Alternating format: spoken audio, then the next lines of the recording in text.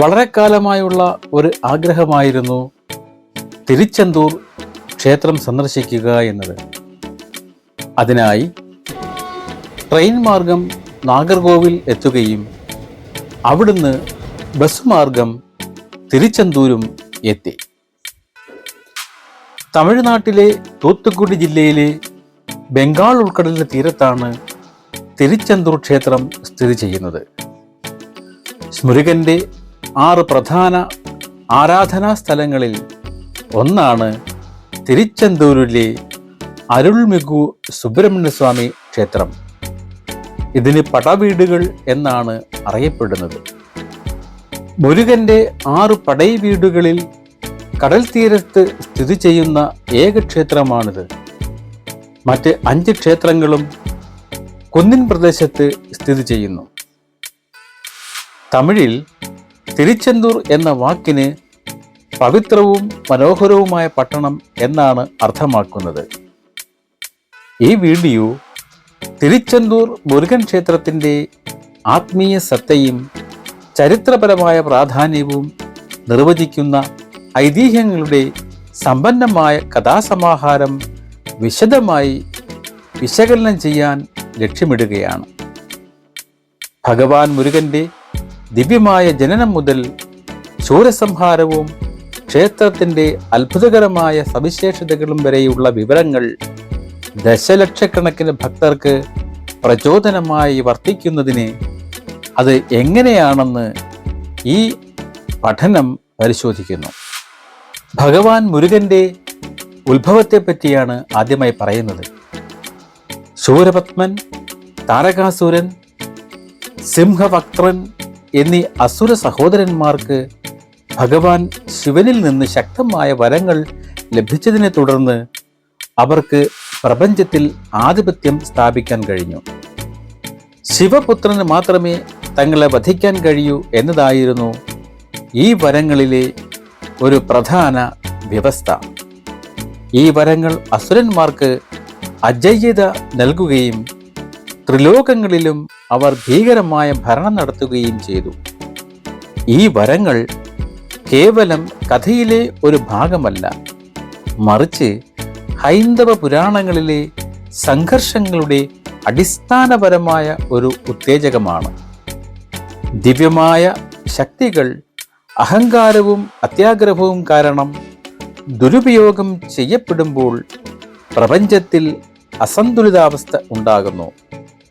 ഇത് ധർമ്മം പുനഃസ്ഥാപിക്കാൻ ഒരു ഉയർന്ന ദിവ്യ ഇടപെടൽ ആവശ്യമാക്കി തീർക്കുന്നു. ശിവൻ അഗാധമായ ധ്യാനത്തിലിരിക്കുന്നതിനാൽ ദേവന്മാർക്ക് ഈ അവസ്ഥയിൽ രക്ഷപ്പെടാൻ കഴിഞ്ഞില്ല. അസുരന്മാരുടെ പീഡനങ്ങളിൽ വലഞ്ഞ ദേവന്മാർ ഭഗവാൻ ശിവനോട് സഹായത്തിനായി അപേക്ഷിച്ചു. ദേവന്മാരുടെ അപേക്ഷ കേട്ട് ഭഗവാൻ ശിവൻ 5 അധിക മുഖങ്ങൾ സ്വീകരിക്കുകയും അദ്ദേഹത്തിൻ്റെ 6 മുഖങ്ങളിൽ നിന്നും പാർവതീദേവിയുടെ മുഖത്തു നിന്നും ഉൾപ്പെടെ ദിവ്യമായ അഗ്നി സ്ഫുലിംഗങ്ങൾ പുറപ്പെടുകയും ചെയ്തു. ഈ തീവ്രമായ ദിവ്യ സ്ഫുലിംഗങ്ങളെ അഗ്നിദേവനും വായുദേവനും ചേർന്ന് ഗംഗാനദിയിൽ നിക്ഷേപിച്ചു. ഗംഗാദേവിക്ക് ഈ ചൂട് താങ്ങാൻ കഴിയാതെ വന്നപ്പോൾ അവയെ ശരവണ പൊയ്കയിൽ എത്തിച്ചു. അവിടെ ഓരോ സ്ഫുലിംഗവും ഒരു ശിശുവായി രൂപാന്തരപ്പെട്ടു. കാർത്തിക നക്ഷത്രത്തിൻ്റെ അതിദേവതമാരായ 6 ദേവിമാർ ഈ 6 ശിശുക്കളെയും വാത്സല്യത്തോടെ വളർത്തി. അങ്ങനെ മുരുകന് കാർത്തികേയൻ എന്ന പേര് ലഭിച്ചു. പിന്നീട് പാർവതി ദേവി ഈ 6 ശിശുക്കളെയും സ്നേഹപൂർവം ആലിംഗനം ചെയ്തപ്പോൾ അവർ അത്ഭുതകരമായി 6 മുഖങ്ങളും 12 കൈകളുമുള്ള ഒരൊറ്റ ദിവ്യ ശിശുവായി മാറി. അറുമുഖൻ അഥവാ ഷൺമുഖൻ എന്ന് അറിയപ്പെട്ടു. മുരുകന്റെ ഈ ബഹുമുഖവും ബഹുദൈവീകവുമായ ജനനം ശിവൻ, പാർവതി, അഗ്നി, വായു, ഗംഗ, കാർത്തികന്മാർ എന്നിവരുടെ പങ്കാളിത്തം അദ്ദേഹത്തിൻ്റെ പ്രപഞ്ചപരമായ പ്രാധാന്യത്തെയും തിന്മയെ നശിപ്പിക്കാനുള്ള അദ്ദേഹത്തിൻ്റെ മുൻ നിശ്ചയിച്ച പങ്കിനെയും അടിവരയിടുന്നു. ഇത് ഒരു സാധാരണ ജനനമല്ല, മറിച്ച് ഒരു പ്രത്യേകവും ഗുരുതരവുമായ പ്രപഞ്ച അസന്തുലിതാവസ്ഥയെ അഭിമുഖീകരിക്കുന്നതിനായി സൂക്ഷ്മമായി ആസൂത്രണം ചെയ്ത ഒരു ദിവ്യ സംഭവമാണ്. ഇത് അദ്ദേഹത്തിൻ്റെ അതുല്യമായ ശക്തിയും അധികാരവും എടുത്തു കാണിക്കുന്നു.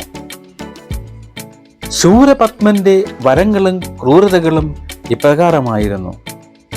കൈശ്യപ മഹർഷിക്കും മായ എന്ന അസുര സ്ത്രീക്കും ജനിച്ച അസുരനായിരുന്നു ശൂരപത്മൻ. താരകാസുരൻ, സിംഹവക്ത്രൻ എന്നിവരായിരുന്നു അവൻ്റെ സഹോദരന്മാർ.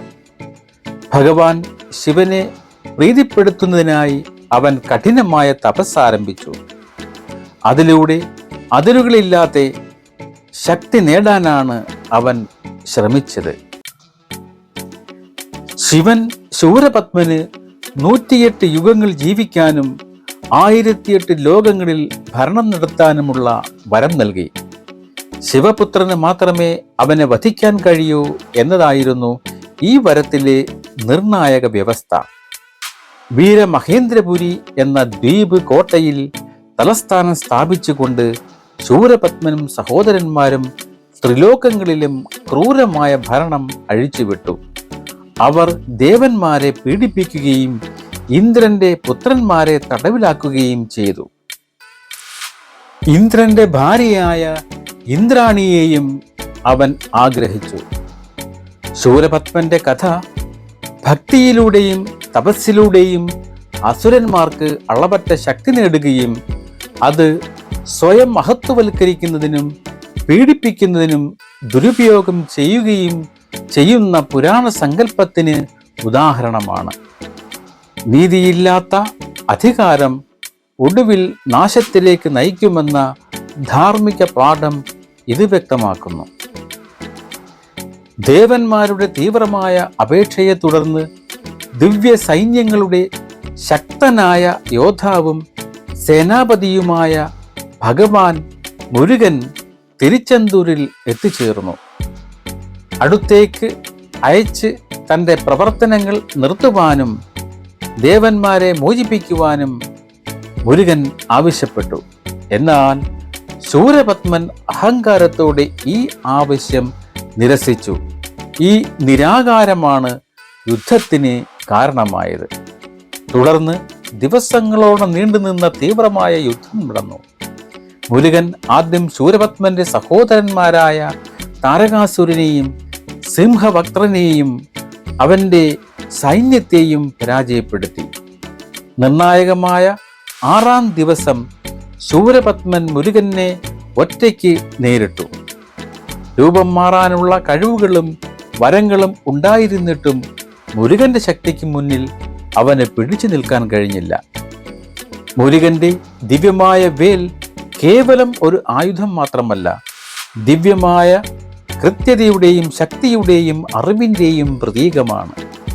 ശൂരപത്മന്റെ അവസാന രൂപമായ മാമ്പഴ വൃക്ഷത്തെ പിളർന്ന് അവനെ ദിവ്യവാഹനങ്ങളാക്കി മാറ്റാനുള്ള വേലിൻ്റെ കഴിവ് അതിൻ്റെ വിനാശകരമായ ശക്തി മാത്രമല്ല, രൂപാന്തരീകരണ ശേഷിയും എടുത്തു കാണിക്കുന്നു. ഇത് നാഴിക്കിണറിൻ്റെ സൃഷ്ടിയിൽ വേലിൻ്റെ പങ്കിനെക്കുറിച്ചും സൂചന നൽകുന്നുണ്ട്.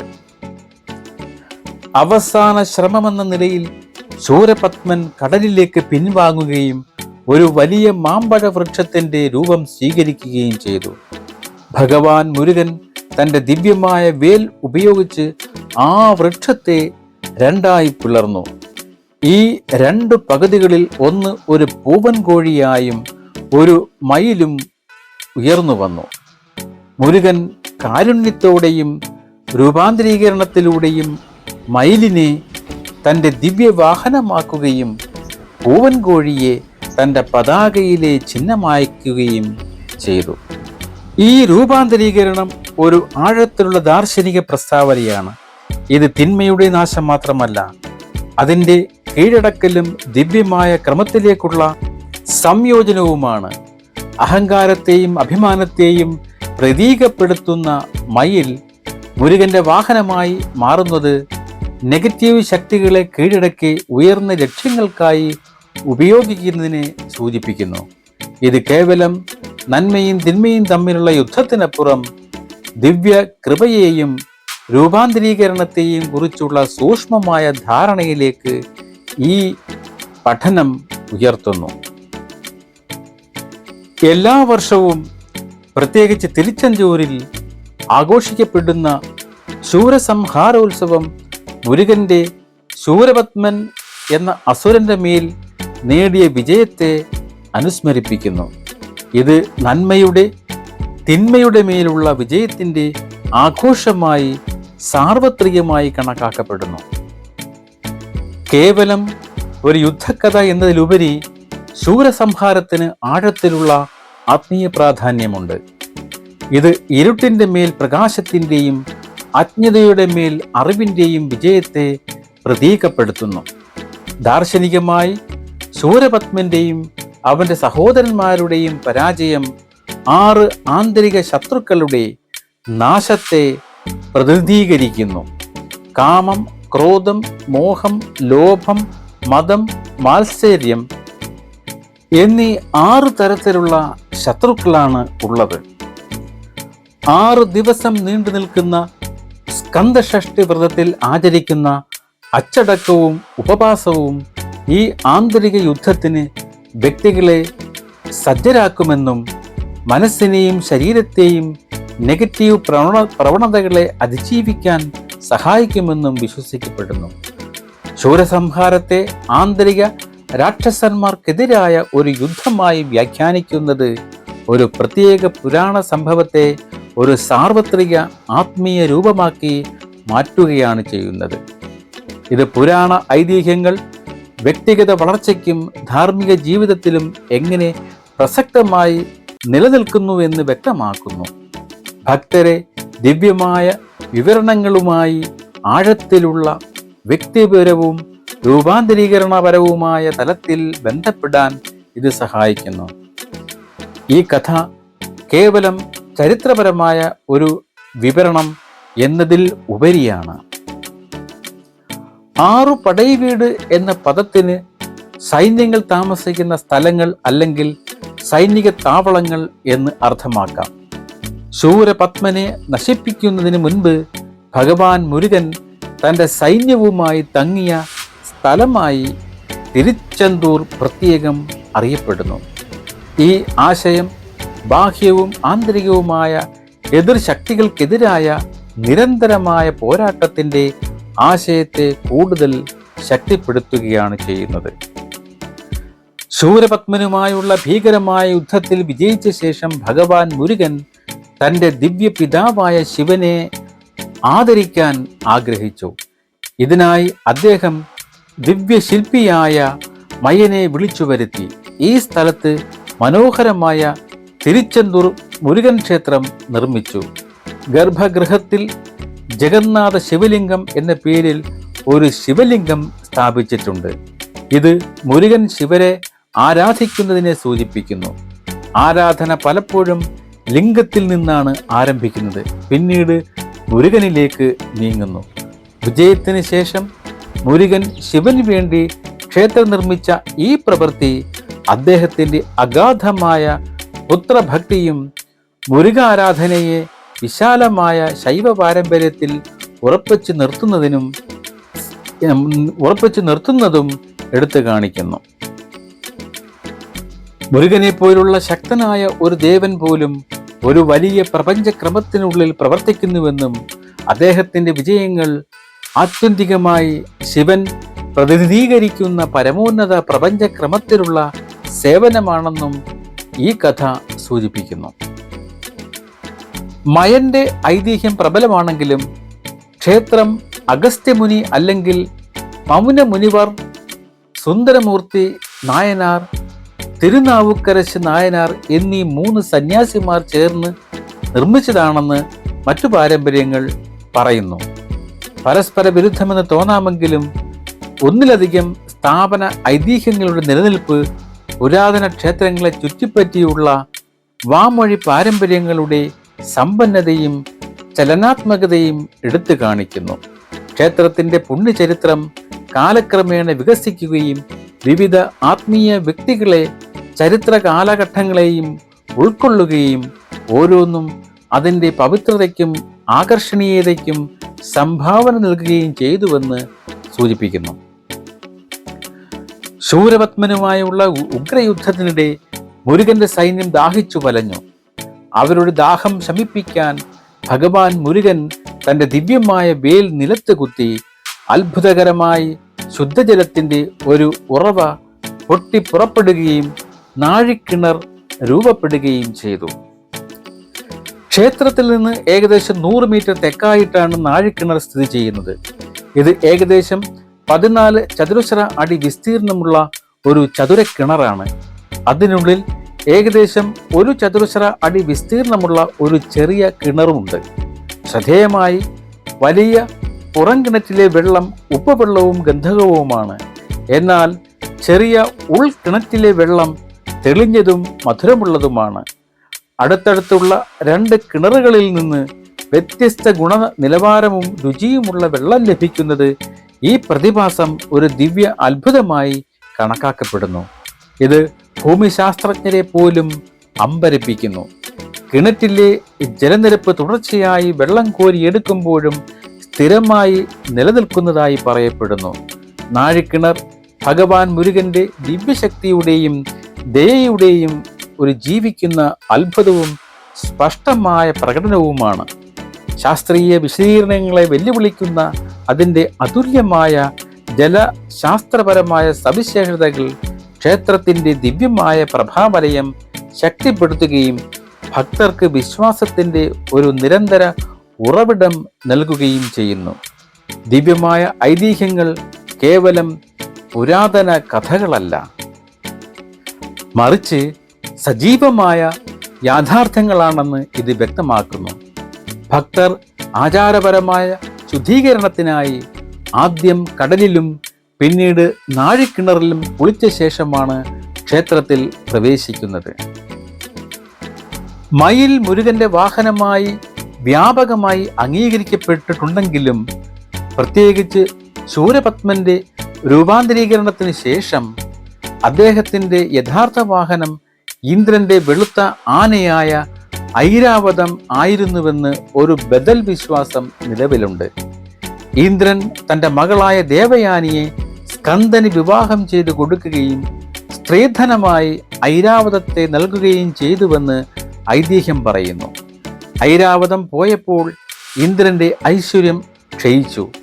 മുരുകൻ അതിനെ തിരികെ നൽകാമെന്ന് വാഗ്ദാനം ചെയ്തുവെങ്കിലും ഇന്ദ്രൻ ഐരാവതത്തെ തിരികെ സ്വീകരിക്കാൻ വിസമ്മതിക്കുകയും ഐരാവതം ദേവലോകത്തിന്റെ ദിശയിലേക്ക് അഭിമുഖീകരിക്കണമെന്ന് ആവശ്യപ്പെടുകയും ചെയ്തു.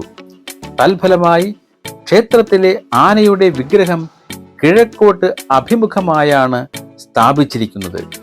മുരുകന്റെ വാഹനത്തെക്കുറിച്ചുള്ള വ്യത്യസ്ത ഐതിഹ്യങ്ങളുടെ നിലനിൽപ്പും ഹൈന്ദവ പുരാണങ്ങളിലെ സമ്പന്നതയും പ്രാദേശിക വ്യതിയാനങ്ങളും എടുത്തു കാണിക്കുന്നു.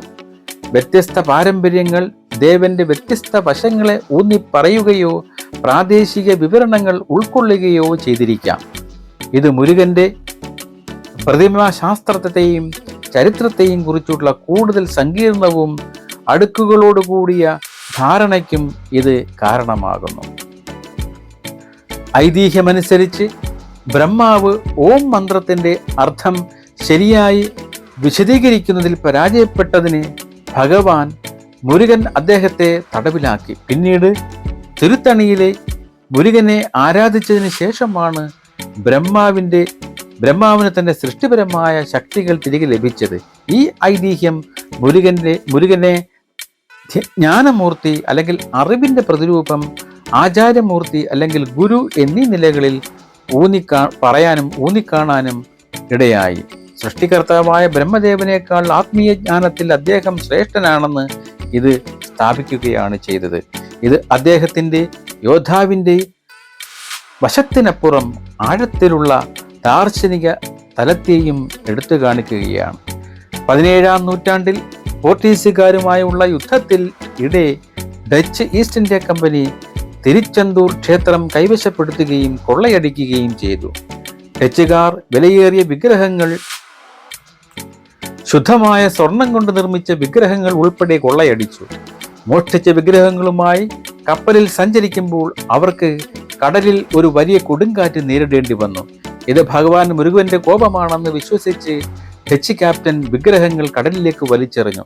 അതിനുശേഷം കൊടുങ്കാറ്റ് അത്ഭുതകരമായി കെട്ടടങ്ങി. പിന്നീട് വടമലയപ്പ പിള്ള എന്ന ഒരു ഭക്തന് വിഗ്രഹങ്ങളുടെ സ്ഥാനം സ്വപ്നത്തിൽ വെളിപ്പെട്ടു. ദിവ്യദർശനങ്ങൾ പിന്തുടർന്ന് അദ്ദേഹം മുങ്ങൽ വിദഗ്ധരുടെ സഹായത്തോടെ അവ വീണ്ടെടുക്കുകയും ക്ഷേത്രത്തിൽ പുനഃസ്ഥാപിക്കുകയും ചെയ്തു.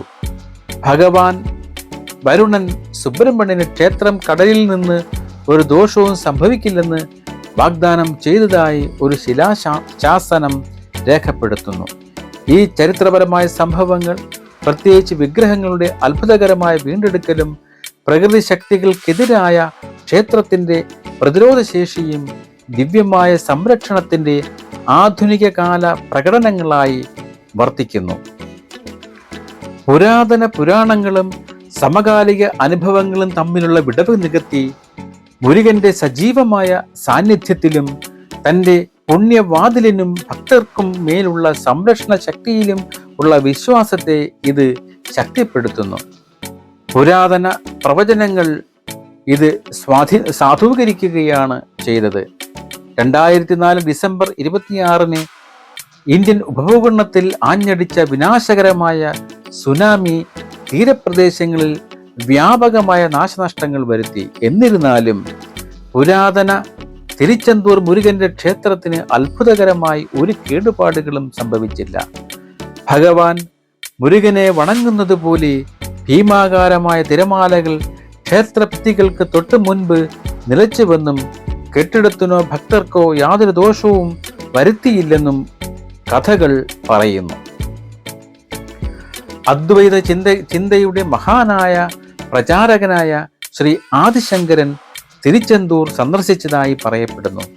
അദ്ദേഹത്തിന് കഠിനമായ വയറുവേദന ഉണ്ടായിരുന്നെന്നും അവിടെ ഭഗവാൻ മുരുകനെ ആരാധിച്ചതിന് ശേഷം അത്ഭുതകരമായി സുഖം പ്രാപിച്ചുവെന്നും പറയപ്പെടുന്നു.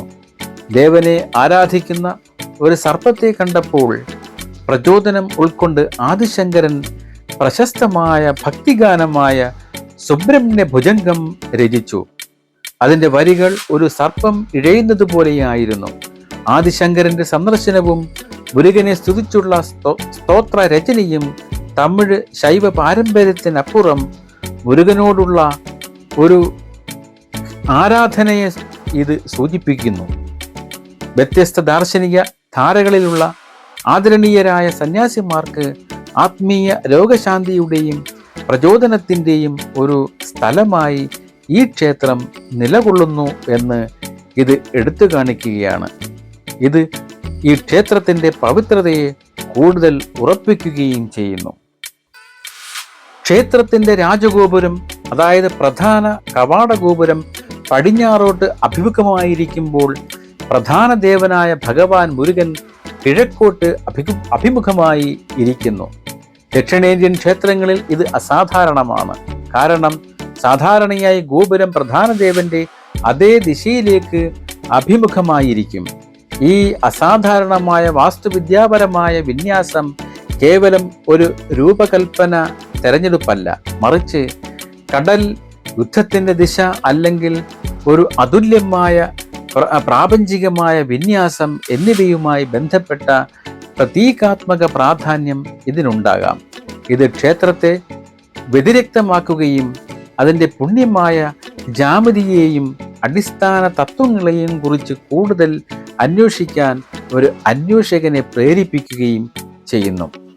മുരുകന്റെ 6 പടൈ വീടുകൾ ഏതെല്ലാമാണെന്ന് നമുക്ക് നോക്കാം. തിരുപ്പുറം കുണ്ട്രം ദേവയാനിയുമായുള്ള വിവാഹ സ്ഥലമാണ് ഈ ക്ഷേത്രം. 2ാമത് തിരുച്ചെന്തൂരാണ്. ശൂരസംഹാരം നടത്തുന്നതിന് തിരഞ്ഞെടുത്ത സ്ഥലമാണ് തിരുച്ചെന്തൂർ. 3ാമത്തെ പടൈ വീട് പഴനിയാണ്. സന്യാസവും ദണ്ഡായുധപാണിയുമായ രൂപമാണ് അവിടെ ഉള്ളത്. നാലാമത്തേത് സ്വാമിമലയാണ്, ശിവന് പ്രണവമന്ത്രം ഉപദേശിച്ച സ്ഥലം. അഞ്ചാമത്തെ പടൈവീട് എന്നറിയപ്പെടുന്ന തിരുത്തണിയാണ്. യുദ്ധശേഷമുള്ള മുരുകന്റെ ശാന്തനായ നിലയിലുള്ള ഒരു അവസ്ഥയാണ് ഈ ക്ഷേത്രത്തിൽ. ബ്രഹ്മാവിന്റെ മോചനമൊക്കെ തിരുത്തണിയിൽ വെച്ചാണ് നടക്കുന്നത്. ആറാമത്തെ പടൈവീട് എന്ന് പറയുന്നത് പഴമുതിർച്ചോലയാണ്. ഔവയാറുമായുള്ള സമാഗമം, കണ്ടുമുട്ടൽ ഈ സ്ഥലത്താണ് നടന്നത്. തിരുച്ചെന്തൂർ മുരുകൻ ക്ഷേത്രത്തിലെ ആചാരങ്ങളും വിശേഷങ്ങളിലേക്കും നമുക്കൊന്ന് നോക്കാം. തിരുച്ചെന്തൂർ മുരുകൻ ക്ഷേത്രത്തിൽ ദിവസവും നിരവധി പൂജകളും ആചാരങ്ങളും നടക്കുന്നുണ്ട്. ഭക്തർക്ക് കടലിൽ കുളിച്ച ശേഷം ക്ഷേത്രത്തിന് 100 മീറ്റർ തെക്കായി സ്ഥിതി ചെയ്യുന്ന നാഴിക്കിണറിലെ ശുദ്ധജലത്തിൽ കുളിച്ച് ആചാരപരമായ ശുദ്ധീകരണം നടത്താം. ദിവസേനയുള്ള പൂജകൾ: വിശ്വരൂപ പൂജ രാവിലെ 5:30, ഉദയമാർത്താണ്ഡം രാവിലെ 6, മുതൽക്കാല സന്ധി, ചെറുകാല സന്ധി, പെരിയ കാല സന്ധി രാവിലെ 8 മുതൽ ആരംഭിക്കുന്നു. ഉച്ചക്കാലം ഉച്ചയ്ക്ക് 12:30, സായരക്ഷൈ വൈകുന്നേരം 5-ന്, അർദ്ധജാമം രാത്രി 9:15, ഏകാന്തം രാത്രി 9:35. ക്ഷേത്രത്തിലെ പ്രധാന വഴിപാടുകൾ ഇപ്രകാരമാണ്. സുബ്രഹ്മണ്യ സ്വാമിക്ക് സമർപ്പിക്കുന്ന പ്രധാന വഴിപാടുകളിൽ ചിലത് പറയുന്നത്: പാലഭിഷേകം, പഞ്ചാമൃതം, ഭസ്മാഭിഷേകം, ഷഠാഭിഷേകം, അഷ്ടാഭിഷേകം, നാരങ്ങാമാല ചാർത്തൽ, ഇടിച്ചു പിഴിഞ്ഞ പായസം, തുലാപ്പായസം, കളഭാഭിഷേകം, വെടിവഴിപാട്, ത്രിമധുരം, തേൻ, താമരമാല. കൂടാതെ എല്ലാ മാസവും വെളുത്ത ഷഷ്ടി നാളിൽ ഷഷ്ടിയൂട്ടും പതിവുണ്ട്. തിരുച്ചെന്തൂർ മുരുകൻ ക്ഷേത്രത്തിൽ വർഷം മുഴുവൻ നിരവധി ഉത്സവങ്ങൾ ആഘോഷിക്കപ്പെടുന്നു. അവയിൽ ചിലത്: ബ്രഹ്മോത്സവം. വർഷത്തിൽ 2 പ്രധാന ബ്രഹ്മോത്സവങ്ങൾ ആഘോഷിക്കുന്നു. ഒന്ന് തമിഴ് മാസമായ ആവണിയിലും, അതായത് ഓഗസ്റ്റ് സെപ്റ്റംബർ മാസവും. മറ്റൊന്ന് മാസയിലുമാണ്, അതായത് ഫെബ്രുവരി മാർച്ച് മാസങ്ങളിലാണ്. മാസത്തിലെ ബ്രഹ്മോത്സവത്തിൽ 8-ാം ദിവസം വള്ളിയുമായുള്ള കല്യാണം ആഘോഷിക്കുന്നു. അടുത്തത് വസന്തോത്സവമാണ്. ചിത്തിര മാസത്തിൽ, അതായത് ഏപ്രിൽ മെയ് മാസത്തിൽ 10 ദിവസം നീണ്ടു നിൽക്കുന്ന വാർഷിക ഉത്സവമാണിത്.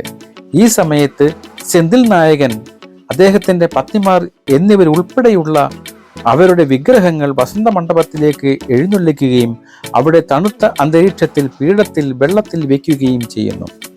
ഏറ്റവും പ്രധാനപ്പെട്ട ഉത്സവമെന്നാണ് സ്കന്ദഷഷ്ഠി ഉത്സവം. ഐപ്പസി മാസത്തിൽ, അതായത് നവംബർ മാസത്തിൽ 6 ദിവസം നീണ്ടു നിൽക്കുന്ന ഈ ഉത്സവം ഭഗവാൻ മുരുകൻ സൂരപത്മൻ എന്ന അസുരനെ വധിച്ചതിന്റെ സ്മരണയ്ക്കായി ആഘോഷിക്കുന്നു. ഇത് നന്മയുടെ തിന്മയുടെ മേലുള്ള വിജയമായി കണക്കാക്കപ്പെടുന്നു. അടുത്തത് സ്കന്ദഷഷ്ഠിയാണ്. സ്കന്ദഷഷ്ഠി വ്രതം പുത്രസമ്പത്തിനും സുബ്രഹ്മണ്യ പ്രീതിക്കും ഉത്തമമാണെന്ന് വിശ്വസിക്കപ്പെടുന്നു. ഈ വ്രതം പ്രഥമയിൽ തുടങ്ങി 6 ദിവസം നീണ്ടു നിൽക്കും. സ്കന്ദഷഷ്ഠി ആഘോഷങ്ങളുടെ ഏറ്റവും പ്രധാനപ്പെട്ട ദിവസമാണ് ശൂരസംഹാരം. ഈ ദിവസം മുരുകൻ ശൂരപത്മനെ വധിച്ചതിൻ്റെ പുനരാവിഷ്കാരം ക്ഷേത്രങ്ങളിൽ ഉത്സവമായി നടക്കും. ഇത് ആയിരക്കണക്കിന് ഭക്തരെ ആകർഷിക്കുന്ന ഒന്നാണ്. തിരുക്കല്യാണം പ്രധാനപ്പെട്ട മറ്റൊരു ഉത്സവമാണ്. ശൂരസംഹാരത്തിൻ്റെ അടുത്ത ദിവസം ദേവയാനിയുമായുള്ള തിരുക്കല്യാണം ആഘോഷിക്കുന്നു. വിശാഖം ഉത്സവം വൈക്കസി മാസത്തിൽ നടത്തുന്നത്, അതായത് മെയ് ജൂൺ മാസങ്ങളിൽ 12 ദിവസം നീണ്ടു നിൽക്കുന്ന ഉത്സവമാണിത്. ആദി കൃത്തികൈ, ഇത് ഒരു വാർഷിക ഉത്സവമാണ്. പ്രതിമാസ കൃത്തികൈ, എല്ലാ മാസവും കൃത്തികൈ നക്ഷത്രത്തിൽ അല്ലെ കാർത്തിക നക്ഷത്രത്തിൽ പ്രത്യേക പൂജകളും ആഘോഷങ്ങളും നടന്നു വരുന്നു. പിന്നെ പുതുവത്സര ആഘോഷങ്ങളും ഉണ്ട്. ഡിസംബർ 31 പുതുവത്സര ആഘോഷം നടക്കുന്നു. തൈപ്പൂയമാണ് വളരെ പ്രധാനപ്പെട്ട മറ്റൊരു ഉത്സവം. മകരമാസത്തിലെ പൂയം നക്ഷത്രത്തിലാണ് തൈപ്പൂയം ആഘോഷിക്കുന്നത്. സുബ്രഹ്മണ്യൻ ജനിച്ച ദിവസമായി ഇത് കണക്കാക്കപ്പെടുന്നു. ഈ ദിവസങ്ങളിൽ സുബ്രഹ്മണ്യ ക്ഷേത്രങ്ങളിൽ കാവടിയാട്ടവും ആഘോഷങ്ങളും നടത്താറുണ്ട്. ഇത് തിരുച്ചെന്തൂരും നടത്തുന്ന പ്രധാനപ്പെട്ട ഒരു ആഘോഷമാണ്. ഭഗവാൻ മുരുകന്റെ ദിവ്യമായ ജനനം, ഇതിഹാസപരമായ ശൂരസംഹാരം, അത്ഭുതകരമായ നാഴിക്കിണർ, ക്ഷേത്രത്തിന്റെ ചരിത്രപരമായ പ്രതിരോധശേഷി എന്നിവയെക്കുറിച്ചുള്ള ഐതിഹ്യങ്ങൾ തിരുച്ചെന്തൂർ മുരുകൻ ക്ഷേത്രത്തിന്റെ ആഴത്തിലുള്ള വ്യക്തിത്വത്തിന് രൂപം നൽകുന്നു. ഈ ഐതിഹ്യങ്ങൾ കേവലം കഥകളല്ല, മറിച്ച് സ്കന്ദഷഷ്ടി പോലുള്ള ഉത്സവങ്ങൾ, ആചാരങ്ങൾ, ദശലക്ഷക്കണക്കിന് ഭക്തരുടെ അചഞ്ചലമായ വിശ്വാസം എന്നിവയിലൂടെ നിരന്തരം ശക്തിപ്പെടുത്തുന്ന ജീവിക്കുന്ന പാരമ്പര്യങ്ങളാണ്. തിന്മയുടെ മേൽ നന്മയുടെയും അജ്ഞതയുടെ മേൽ അറിവിൻ്റെയും വിശ്വാസത്തിൻ്റെയും നിലനിൽക്കുന്ന ശക്തിയുടെയും ശക്തമായ പ്രതീകമായി തിരുച്ചെന്തൂർ നിലകൊള്ളുന്നു. ബാഹ്യ വെല്ലുവിളികളെയും ആന്തരിക നെഗറ്റീവുകളെയും അതിജീവിക്കാൻ ഇത് ഭക്തർക്ക് നിരന്തരം പ്രചോദനം നൽകുന്നു. ക്ഷേത്രത്തിൻ്റെ അതുല്യമായ കടൽ തീരത്തെ സ്ഥാനം, അതിൻ്റെ സമ്പന്നമായ പുരാണ ചരിത്രപരമായ വിവരണങ്ങളുമായി ചേർന്ന് ദക്ഷിണേന്ത്യയിലെ ആത്മീയ ഊർജത്തിൻ്റെയും സാംസ്കാരിക പൈതൃകത്തിൻ്റെയും ഒരു ദീപസ്തംഭമായി തിരുച്ചെന്തൂർ മുരുക ക്ഷേത്രം സ്ഥാനം ഉറപ്പിക്കുന്നുണ്ട്.